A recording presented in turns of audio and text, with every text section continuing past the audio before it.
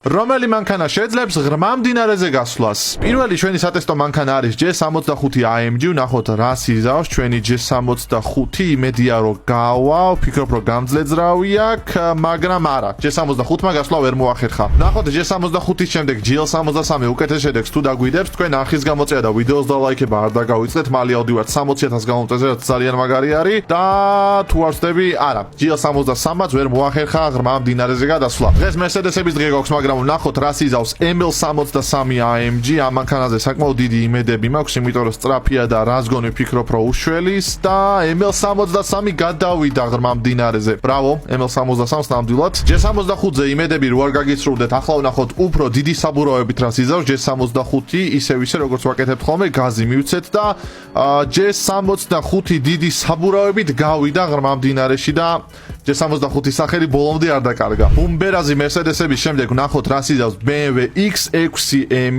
ნუ ეს დიდად off-road მანქანა არ არის, მაგრამ ვფიქრობ რომ მაინც შეძლებს გასვლას და თავარია ცხვირი ამოყოს. კი, X6-მა M-მაც შეძლო ღრმა მდინარეში გასვლა. გერმანელების შემდეგ მოდით ამერიკელიც დავტესტოთ, ეს არის Ford F450, რომელიც დიზელზეა და ძალიან მაგარი ხმა აქვს.